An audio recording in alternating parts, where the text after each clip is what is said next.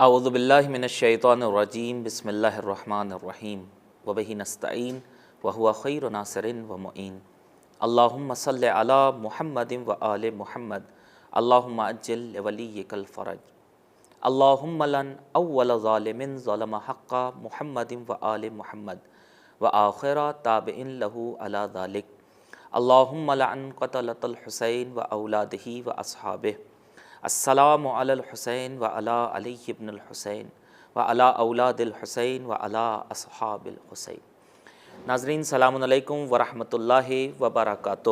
اقوال و خطبات امام حسین علیہ الصلاۃ والسلام مدینے سے کربلا تک۔ ناظرین آئیے آج کی گفتگو کا آغاز کرتے ہیں اور آپ کو روبرو کراتے ہیں اپنے محترم مہمان سے۔ ہمارے ساتھ اسٹوڈیو موجود ہیں حجت الاسلام والمسلمین علی جناب مولانا سید زرغام حیدر رضوی صاحب قبلہ۔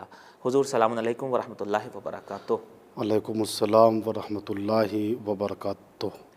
جی میں خداوند متعال کا شکر گزار ہوں کہ اس نے اس نعمت سے اس بند حقیر کو سرفراز کیا کہ میں اپنے ناظرین کے لیے اس موضوع کو بیان کر سکوں۔ حضور جیسا کہ امر بالمعروف کے حوالے سے گزشتہ ایپیسوڈ میں آپ نے بیان کیا تھا کہ یعنی کبھی کبھی منکر اتنا بڑھ جاتا ہے، بدعتیں اس قدر سر اٹھا لیتی ہیں، فساد اس قدر معاشرے میں برپا ہو جاتا ہے کہ امر بالمعروف ہر حال میں کرنا واجب ہو جاتا ہے۔ امر بالمعروف کی اہمیت جاننے کے بعد آج ہم جاننا چاہیں گے ابتدائے کلام میں آپ ہمارے ناظرین کے لیے اس بات پر روشنی ڈالیں کہ جو امر بالمعروف اور نہی عن المنکر کرنے والے افراد ہیں ان کی اہم صفات کیا کیا ہوتے ہیں، ان میں کیا پائے جاتے ہیں؟ اعوذ باللہ من الشیطان الرجیم بسم اللہ الرحمن الرحیم وما توفیقی الا باللہ علیہ توکلت و الیہ انیب۔ دیکھیے امام حسین علیہ السلام نے اپنے وصیت نامے کو اس جملے پہ ختم کیا کہ میں امر بالمعروف اور نہی از منکر کی عبادت کے لیے نکل رہا ہوں اور میری توفیق نہیں ہے مگر اللہ کی طرف سے۔ میں اللہ پہ توکل کرتا ہوں اور مجھے اللہ ہی کی طرف لوٹ کے واپس جانا ہے۔ اس جملے سے امام حسین کے جو قرآن کی آیت شریفہ بھی ہے یہ درس ملتا ہے کہ امر بالمعروف اور نہی از منکر کرنے والے ان کو خداوند متعال کی طرف سے توفیق عطا ہوتی ہے۔ جی یعنی امر بالمعروف اور نہی از منکر کرنا یہ سب کے بس کی بات نہیں ہے بلکہ اس کی توفیق خداوند متعال کی طرف سے ہوتی ہے۔ دوسری چیز یہ کہ جو انسان اس وادی میں اترتا ہے وہ کسی سے ڈرتا نہیں ہے، سبحان اللہ، بلکہ اس کا توکل، اس کا بھروسہ صرف خداوند متعال پر ہوتا ہے۔ اسی کو امام حسین علیہ السلام نے فرمایا علیہ توکلت، میں صرف اور صرف اپنے پروردگار پہ توکل کرتا ہوں، اسی پہ بھروسہ کرتا ہوں۔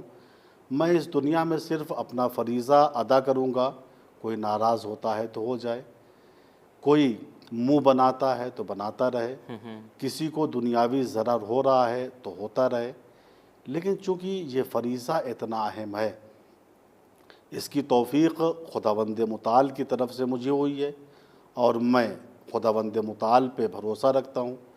تو امام حسین کے اس جملے سے یہ بات ثابت ہے کہ امر بالمعروف اور نہی از منکر کرنے والے کوئی معمولی انسان نہیں ہوتے، جی بلکہ وہ شجاع اور بہادر ہوتے ہیں۔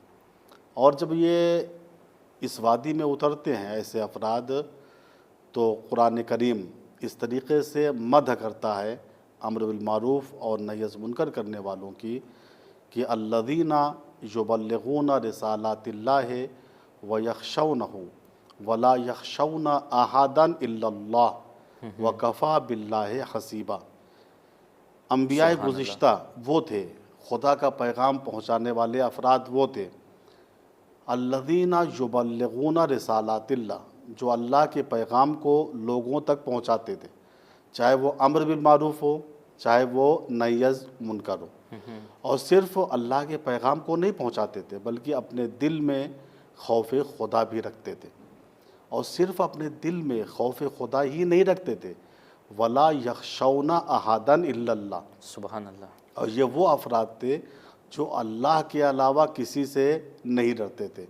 تو خداوند متعال نے ایسے افراد کے لیے کہا وَكَفَى بِاللَّهِ حَسِيبًا، سبحان اللہ، اللہ ایسے افراد کو اجر و ثواب دینے کے لیے کافی ہے۔ واہ، خلاصہ یہ کہ امر بالمعروف اور نہی عن منکر کرنے والے شجاع اور بہادر ہوتے ہیں، اور وقت پڑنے پر اس فریضے کی راہ میں اپنی جان کو بھی قربان کر دیتے ہیں۔ یہ واقعہ ہے ہمارے و آپ کے چھٹے امام امام جعفر صادق علیہ السلام کا۔ ایک مرتبہ امام منصور دوانقی کے دربار میں داخل ہوئے، اور آپ اس طریقے سے اس کے دربار میں داخل ہوئے جیسے کسی عام انسان کے گھر میں گئے ہوں۔ جی، اس کا کوئی خوف آپ کے چہرے سے نمایاں نہیں تھا۔ منصور کو بڑا تعجب ہوا کہ بڑے بڑے لوگ آتے ہیں، مفتی آتے ہیں، مولوی آتے ہیں، حافظان قرآن آتے ہیں، فرشی سلام کرتے ہیں، خوف کی وجہ سے ان کا چہرہ زرد پڑ جاتا ہے، لیکن ان کے چہرے پہ کوئی تغیر و تبدل نہیں آیا۔ جی، اس نے خود تعجب سے پوچھا کہ یہ کیا بات ہے کہ آپ جب بھی میرے دربار میں آتے ہیں میرا رعب آپ پر اثر انداز نہیں ہوتا ہے، آپ مجھ سے ڈرتے کیوں نہیں ہیں؟ آپ نے فرمایا میں کیوں ڈروں؟ واہ، ڈرنے کی وجہ کیا ہے؟ دیکھیے انسان جو ہے دو وجہوں سے ڈرتا ہے، یا ملنے کی امید ہوتی ہے کسی سے جی، تب وہ ڈرتا ہے، یا کسی چیز کے چھن جانے کی امید ہو یا خطرہ ہو۔ مثلا کوئی صاحب ہر مہینہ ہم کو 5,000 روپے دیتے ہیں، اور ہم جانتے ہیں اگر یہ ناراض ہو گئے تو 5,000 روپے میرا شہریہ بند ہو جائے گا۔ جی، عام طریقے سے ایسے افراد سے لوگ ڈرنے لگتے ہیں، ان کو خوش رکھو بھیا، چونکہ ان سے ملنے کی امید ہے۔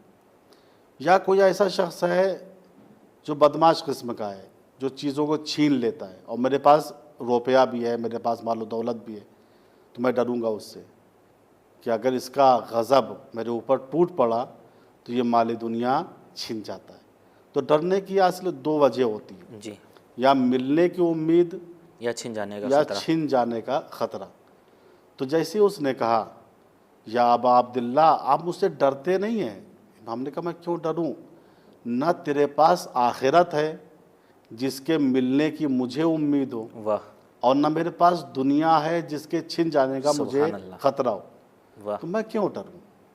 چونکہ دیکھیے اللہ والے وہ ہوتے ہیں، قرآن نے کہا الا ان اولیاء اللہ لا خوف علیہم ولا هم یحزنون، سبحان اللہ، آگاہ ہو جاؤ اولیاء خدا وہ ہوتے ہیں جن کے اوپر نہ کوئی خوف طاری ہوتا ہے نہ محزون ہوتے ہیں۔